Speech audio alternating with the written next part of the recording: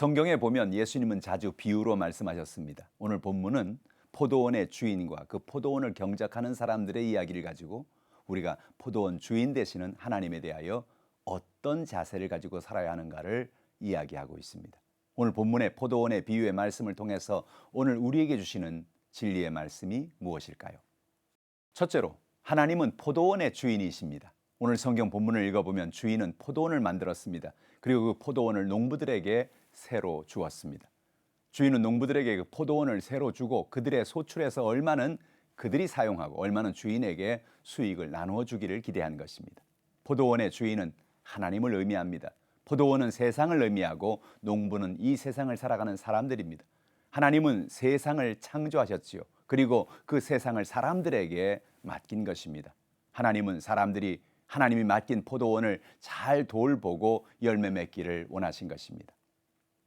아담과 하와는 하나님이 지으신 아름다운 세계를 하나님으로부터 받았습니다. 창세기 1장 28절에 하나님 말합니다. 하나님이 그들에게 복을 주시며 하나님이 그들에게 이르시되 생육하고 번성하여 땅에 충만하라. 땅을 정복하라.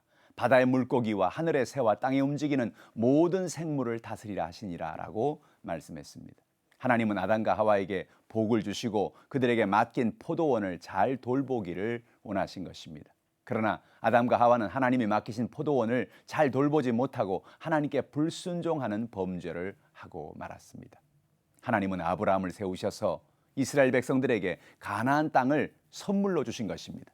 하나님은 아브라함의 후손들이 그 땅에서 열매 맺는 삶을 살기를 원하신 것입니다. 그러나 그들은 하나님을 잃어버리고 바알과 아세라를 우상을 섬기면서 하나님이 주신 복을 그들은 다 잃어버리게 된 것입니다. 둘째로, 하나님은 열매 맺기를 원하십니다.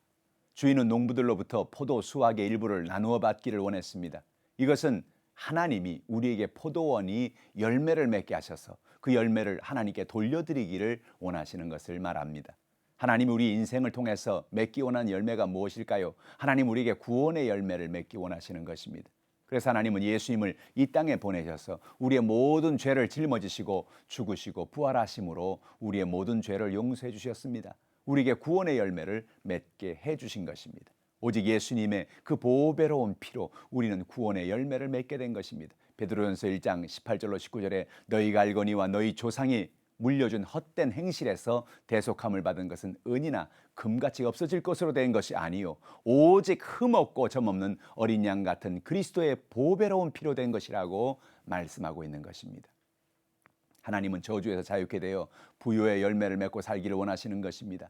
아담과 하와가 에덴 동산에서 쫓겨난 이래로 사람들은 가난과 저주 가운데 살게 되었습니다. 그러나 예수님이 오셔서 우리의 저주를 짊어지시고 십자가에서 돌아가신 것입니다. 그래서 누구든지 예수를 믿으면 저주가 떠나가고 아브라함의 부요의 열매를 맺게 하신 것입니다. 갈라디아 3장 13절로 14절은 이렇게 말합니다. 그리스도께서 우리를 위하여 저주를 받은 바 되사 율법의 저주에서 우리를 속량하셨으니 기록된 바 나무에 달린 자마다 저주 아래 있는 자라 하였습니다.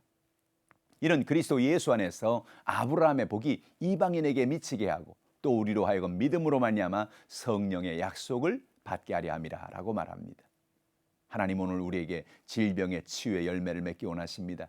우리는 인생을 살아가면서 수많은 문제와 질병을 만납니다. 그러나 예수님 오셔서 우리의 모든 병을 짊어져 주시고 우리를 위해 채찍에 맞음으로 우리의 모든 병을 고쳐 주셨습니다. 치유의 열매를 맺게 해주신 것입니다. 셋째로, 맺은 열매를 하나님께 드리며 이웃에게 나누며 살라는 것입니다. 농부들은 주인이 소출에서 나온 열매를 요구한다고 했을 때 그들의 마음속에 탐욕이 다가왔습니다. 주인이 포도원을 그들에게 맡겼으나 그 열매를 가만히 보니 자신들이 주인에게 돌려주지 않고 그것을 자신들이 가지면 큰 돈이 될 것이기 때문에 주인이 아무리 사람을 보내도 열매를 나누어 주지 않고 그들을 때리고 상하게 해서 쫓아보내는 것입니다. 그들의 마음속에 탐욕으로 가득했지요. 결국 주인은 그의 상속자인 아들을 보내면 농부들은 그를 존경하여 수확한 열매를 나누어 줄 것이라고 생각했던 것입니다. 그러나 농부들은 상속자를 죽이면 더 이상 자신들에게 수확을 요구할 사람이 없어지기 때문에 상속자를 죽이기로 결단한 것입니다. 결국 농부들은 주인의 상속자를 죽였습니다. 여기서 상속자는 예수 그리스도를 의미합니다. 하나님이 이 세상에 포도원을 세우시고 그 포도원을 사람들에게 맡기셔서 그들이 열매 맺는 삶을 살아 하나님께도 드리고 이웃들에게도 나누며 살기를 하나님은 원하셨습니다. 그러나 인색하고 탐욕이 많은 사람들은 하나님께 열매를 나누기를 아까워했고 그 열매를 요구하시는 상속자 대신 예수님까지 십자가에 못 박아 죽게 한 것입니다. 오늘 하나님이 우리에게 하나님을 사랑하는 마음으로 하나님이 주신 것의 일부를 하나님께 돌려드리고 이웃들에게 나누는 삶을 살라는 것입니다. 우리는 우리의 수입의 10분의 1을 하나님께 11조로 드립니다. 그 외에도 각종 헌물을 하나님 앞에 드립니다. 그것은 우리가 받은 복의 일부를 하나님께 돌려드리는 것입니다. 우리가 이와 같이 하나님께 드리고 이웃들에게 사랑을 나눌 때 하나님은 기뻐하십니다. 그리고 우리가 드리는 그 손길에 넘치는 복을 주시는 것입니다.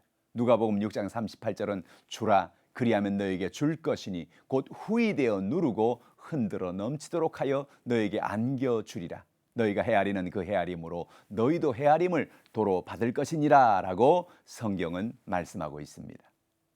우리는 하나님이 맡기신 인생을 관리하는 사람이라는 사실을 잊지 말아야 합니다.